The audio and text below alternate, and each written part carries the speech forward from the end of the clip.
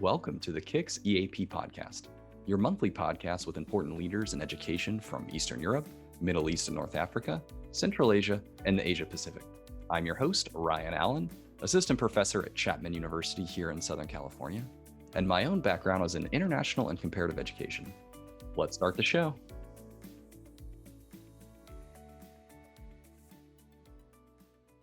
Hi, welcome to the podcast. We have an inspiring episode today. I'm excited for you all to hear it.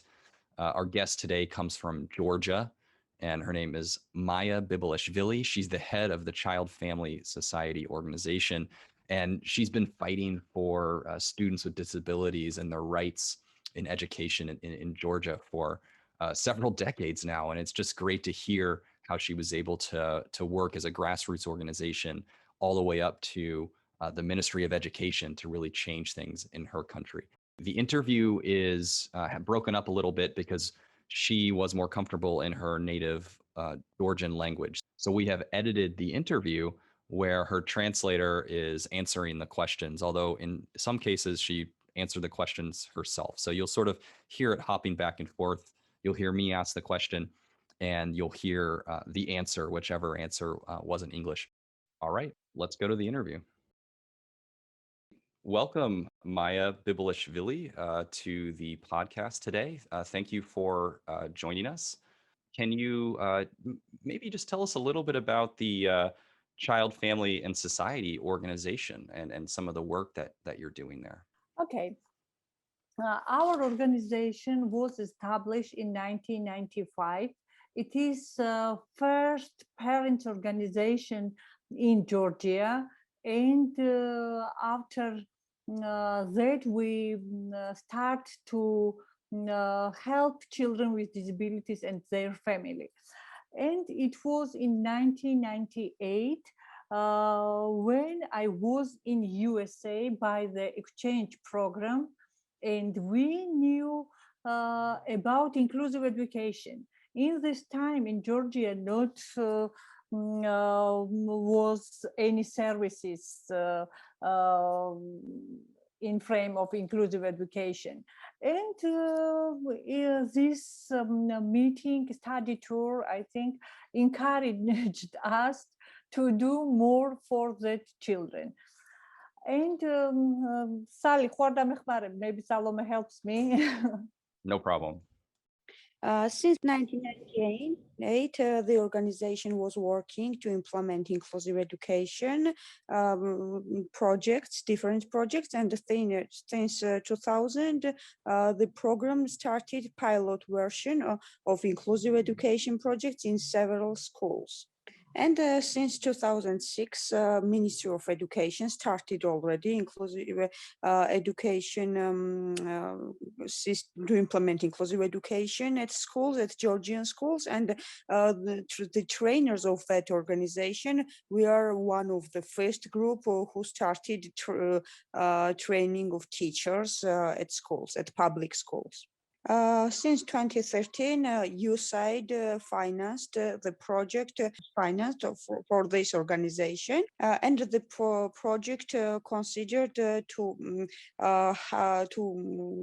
enrich the visual and hearing impairment students toward inclusive education. And the organization had a very interesting study tour at American different schools toward inclusive education. And it was very interesting. We were in the Gallaudet University. Do you know it is in DC? Only one, yes, only one university in the world for deaf and hearing impairment peoples. And we were as well in Perkins School for Blinds. And we knew about Helen Keller. It was very interesting tour and very encouraging, really, for our specialists. Now we are involved in the project. The project name is USAID Basic Education Program. And our goal is to improve accessibility in Georgian schools for inclusive education. All right, that's fantastic. Thank you. Thank you for covering that. The organization really sounds like it's doing great work and taking a global Thank you. perspective and bringing it to the Georgian schools and to the students, which is fantastic. And that's why I wanted to have you on the show to hear about this experience. Maybe I'm curious, how did you find yourself in this area or this interest? What got you interested in this field specifically? Okay. Okay. It's better I'd say Sure. in Georgian. Okay. In 1993, her first child was born, and diagnosed was cerebral Palsy. palsy. Yeah. Mhm. And it was a period when the Soviet Union had already ruined, but new systems had not built yet. So children were without any help and without any services from the state. I was very young at that time and I didn't know what to do. So several parents decided to join together and build a new organization for fighting for better life for our children. And first victory, as I remember, was that the state tried to take rehabilitation program of cerebral palsy from state services, and they didn't let them do it. So first they concentrated on such kind of services, but then she said that we realized that it's better to teach people how to catch fish. So they concentrated more on inclusive education. Non-governmental sector was also very weak at that time, but they were lucky that this competition were published, she mentioned before, and by 1998 they were sent to United States, and they learned a lot there, and they came back with many ideas and started to implement them here. She had to involve in the research where the research question was what disability people themselves consider the main factor for as a barrier for them. Right. It was my background in this field. I see.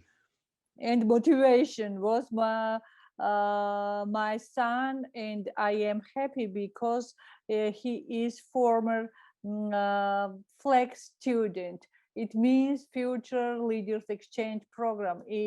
And he was study in USA 1 year. Oh, that's the high school. fantastic. That's really great. Yes, and I am happy as well. I think so. I think Yes. so.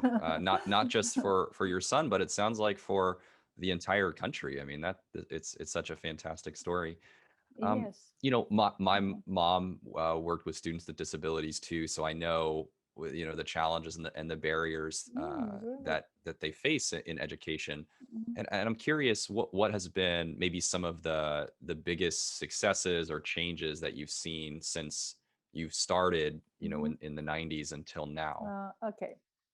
Thank you. It is good question. Surprisingly, it was not about material resources or adapted environment, but it was social issues and social attitudes that these people with a disability found the most disturbing in the environment. And the most important activities of the organization were that they were trying to raise awareness among people, and especially among parents, because parents of disability children, because they were the main reason why the children with disability we are not let to go outside. Parents used to keep them at home. There were no social networks, no internet, and the only thing the organization could do at that time was that they started publishing newspaper, and the newspaper were sent to each family with a disability child, and that parents could feel that they were not alone, and there was someone somewhere who was thinking about them. Then they realized that one organization could not change everything, so they started thinking about making coalition of different organizations of parents to make some bigger changes in public environment. And one of the most important things was also to collaborate with the government because they need to show the government what was the most important and how they should change things step by step. And step by step, the law was being changed for several times, and it was last time when the law about social integrity of the people with a disability has been changed by their involvement. Sign language, yes, and the main most important note in the law was that they mentioned sign language as a state language, parallel state language of the government, and now deaf people can use them in an official way. And they also have to use smart usage of the environment because government's position were all the time that they did not have enough resources, financial resources to make adapted environment. But now they can use universal design, which will be useful and helpful for all the people, for most of the people around the society. And the third most important part of the law was the note about special assistant, which many people with the disability need for their independent living. And now, not only disability organization, not only them, but other disability organizations and other human rights organizations, and also media are talking a lot about the rights of people with disability. So they hope that more and more are coming to do. That's great. I'm curious because it sounded like you have worked with the government quite closely. I saw that you worked with the Ministry of Education, Ministry of I believe Labor. How do you get government officials or people that are in policy making to pay attention to these issues, or to believe that resources should be used to help these students, or to focus on this population? From the beginning, it was not easy, she said. Now it's easy to talk about, but they needed a lot of protests and a lot of radical protests in the streets to announce that hunger, how it should be said, I don't know, and such kind of radical activities to just make the government to pay attention to that. So they were going to the governments, and they say that okay, what we had, the financial resources, we already paid it to another organization, so I can't pay you anymore. So all of these organizations in the country collaborated and made a coalition where they themselves decided how to spend this money which could be more or less equally divided to different kind of disabilities. So because of their unity, government was to collaborate with them and consider their ideas, all of them, not only one of them organization. And after Convention of People with a Disability were published, they took another advantage to fight for the rights of students with disabilities according to the law.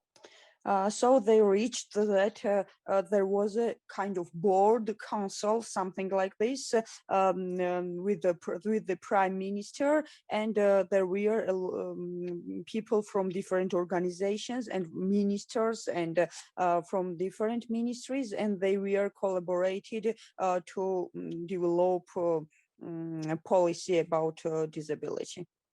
And also the board of monitoring was created with a human rights office, ombudsman office. And since 1999, they had opportunity that they could have a representative at the parliament. And this representative is still at the parliament, and he is a lobbyist who is for the new law too, and he is collaborating with this coalition, with all of these organizations. If you want to get a real result, she says that both of them protest and collaboration is needed. Yeah, I mean I think that's some a really great advice to maybe organizations or parents or NGOs, whatever it might be, to sort of look for how to make change. And it seems like it maybe wasn't easy, and it was a long process, right? We're talking about a story that branches from, I think you said 89 all the way up until right now, and it sounds like you're still fighting to make things better in the society. So, it maybe it doesn't quite end potentially, which is good, to keep moving and keep progressing. That's fantastic. I'm curious, you've mentioned these sort of cross-cultural studies, these tours, these things that you've potentially been on. I saw you've been to the United States. I even saw you maybe had some connection in either Norway or Estonia or the British Council as well. When you're sort of doing these cross-cultural learning experiences, what are you looking for? What do you try to take back to your own society or to your own system? The first thing was that they heard about concept of inclusive education, because there was no concept in Soviet Union. So they heard about it, and it was the great effect. And on the other hand, there was the idea of importance of parents' activity. So they took the idea of the project parents to parents, which meant that they strengthen another parents to develop the process. And there was a very interesting program about the children who had some kind of disability, but who were skillful enough to go to different schools, and we are talking about their disability, their problems, their barriers, and other students from different schools was seeing this stuff, and we are making friends for each other, and it was about breaking the barriers. And at Scranton University, it was 2 months study tour. They already studied many things about methodology, how to teach different kind of disability students. She says that these tours were very important.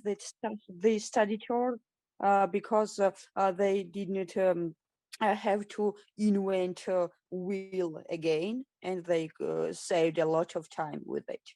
And she really appreciates the role of international organizations who gave her a chance to go to different countries and see this experience. And it's going on right now because of COVID-19 situation. They were in thoughts what should do, and what should say toward the parents and students, and different organizations made them involved in different processes where they got experience how to handle with all these processes. Right. Yeah, that's great to hear that you were able to have that experience, and it really enlightens sort of those things that you're thinking about. But I'm wondering if you went out and saw what was happening, but now it sounds like with some of the things that have happened in Georgia with your help, we probably have a lot to learn from your own experience. And are people coming and organizations coming to Georgia to learn about some of the reforms and some of the changes that you've made? Mhm. I hope that one day it will become that our organizations will be strengthened so much that our experts will go somewhere and teach them how to make reforms. Well, yeah, that sounds fantastic. That's why I think we're even doing this podcast so that people can know about what's going on and the work that you've done, and hopefully people do listen from our network and beyond and reach out and see what was going on. And if you can, if you can help your own society, you can help these other places too. I believe that for sure. You mentioned COVID-19, and I'm wondering how that has impacted uh, disabilities and education and access. That's a big question, I know, but if you could just talk a little bit about that. Mhm. During the lockdowns, we had to switch to distant learning. Disabled students with disability found it very difficult because on the one hand they were forbidden and not allowed to spend much time with the gadgets, and now they were more motivated to use gadgets, and it was the one problem they faced. Mhm. And on the other hand, there were problems with communication between specialists and children, because through the gadgets, it was not very easy to make communication. So parents had to involve themselves into this educational process, and they became the professionals and the teachers of their students, of their children themselves, and they found it very difficult and stressful. And ICT skills were also challenging because not all the parents knew how to use the Zoom, internet, and such kind of resources to help their children. And first of all, these organizations decided to make just emotional and moral support to these parents, because it was very important for parents to keep a peaceful environment at home, because if parents were stressed, their children would be stressed also. And also, we as professionals found new skills in ourselves, because all the shops were closed, and they had to make resources at home and everything. And they made exercises and everything to make students involved into the process somehow. And it was not enough, of course, because face-to-face communication can't be changed wholly in this situation, but it was very helpful for parents first, because they were not alone in this process.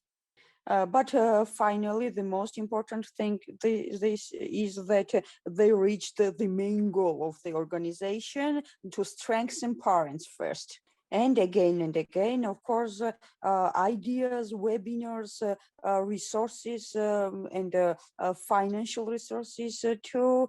We are provided by international organizations, and it was a great role of them in this process. And there is a program broadcasted on TV about parents. They are talking about their experience and how to, yes, learn, yeah, how to learn their children, and it became a very useful program for all of them. All right. Yeah, I know it's been globally, parents have had such a tough time during this process of basically taking over the role of teacher and IT person and also just parent, and not to mention their normal day-to-day work. So, it's I think it's we can recognize those experiences. Yeah, and they are very thankful, because a lot of resources, free resources, educational resources, were published on internet, and everyone could use them. Right. Those will be quite valuable from the standpoint of parents sort of trying to figure out how to, or teachers, educators, everyone, I suppose can relate to those. So we're coming to the end of our interview. It's been wonderful, and I'm just final question. What do you have next? What can we expect from you next, or what's a project that you're looking to either complete or to either start on or finalize? Anything you want to take there. Then this basic education program collaborated with RTI International.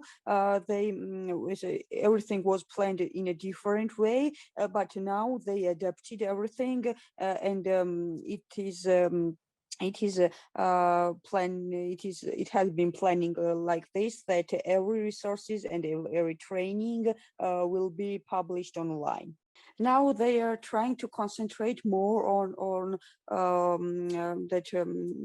national minorities in Georgia, because we have such kind of minorities in different regions. They have more closed culture, and they have language barriers because they don't know Georgian, and that cultural things are also more challenging. And she has just been arrived before the interview from one of these regions, where she discussed with a local municipality how to integrate and include these cultural minorities into Georgian culture, and on the other hand, how to include and integrate students and the people with disability from these cultures to the mainstream process. Regarding to that, Georgian is a small country, but still there are a lot of cultural and ethnic minorities here. In only 1 hour from Tbilisi, there is a city, Marneoli, which is habited by that Muslim culture society, and yes, Azerbaijanians, and there are a lot of issues toward inclusion, toward disability people, and also gender issues, and they are trying now to make clear goals and start working on it. And first daycare center for the children with disability from 6 to 18 was already established, and people here there in Marneoli have a possibility to go to the center, be assessed, and have an individual plan of development. And all the resources and all the training videos are translated in Azeri and Armenian. They are our ethnic minorities in different cities, and all of the resources are translated and published on the internet. And empower of children and women in these regions are the closest plan and goal of this organization. Yeah, that's great. It sounds like you can take some of the lessons you learned from the long struggle with students with disabilities into these other arenas. So that's fantastic that you're sort of expanding inclusion in Georgia. I really thank both of you for joining us today. This has been a fascinating conversation, inspiring conversation. I think people can take a lot out of this, and we'll hopefully see what's next for you when you sort of expand these different programs. So we're excited to see what happens next. Thank you for joining the podcast. Thank you very much. Thank you for attention. For invitation in this program. Thank you. And this concludes our KIX EAP podcast, which is released every first Wednesday of the month. Of course, the opinions expressed on the KIX EAP podcast are solely those of the host and the guest. The KIX EAP podcast is made possible by KIX, which stands for Knowledge and Innovation Exchange. KIX is an initiative of the Global Partnership for Education. Globally, KIX is administered by the International Development Research Center in Canada. NORAG in Geneva hosts one of the 4 regional hubs of KIX. Thanks for listening. Find us on the NORAG or GPE KIX websites. You can subscribe to the KIX EAP podcast, newsletter, and webinar series, and also learn about KIX global or regional projects.